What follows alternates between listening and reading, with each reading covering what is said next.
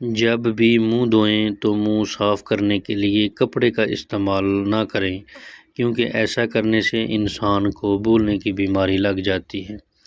بال وقت سے پہلے سفید ہونا شروع ہو جائیں تو رات کو سونے سے پہلے ایک گلاس دودھ میں چند قطرے روغن بادام کے ملا کر پی لو، کچھ عرصے میں بال سفید ہونا بند ہو جائیں گے۔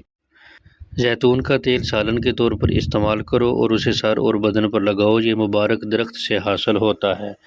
غصے میں چہرہ اس لیے لال ہوتا ہے کیونکہ ہمارا دل غصے کے دوران تیزی سے دھڑکتا ہے اور خون رگوں میں تیزی سے دوڑتا ہے۔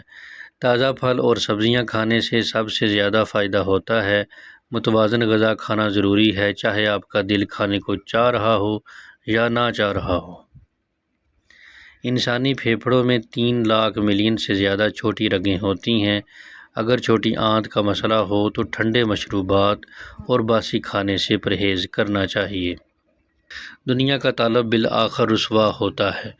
دنیا کی جستجو ہر ایک برائی کی جڑ ہے۔ دنیا کا عذاب یہ ہے تیرا دل مردہ بنے۔ زندگی ایک ایسی تار ہے جس کو شک کی دیمک کھا کر ختم کر دیتی ہے۔ جو بد فطرت ہوتے ہیں، شک ان کا اوڑھنا بچھونا ہوتا ہے۔ انسان کی کھال بدلی جا سکتی ہے لیکن فطرت کو نہیں بدلا جا سکتا۔ خوش مزاجی سے امن حاصل ہوتا ہے اور دوسروں کے دل میں محبت۔ بچہ اپنے دائیں ہاتھ کی مٹھی بند کرے تو سمجھ جاؤ بچی کو شدید قسم کی بھوک لگی ہوئی ہے۔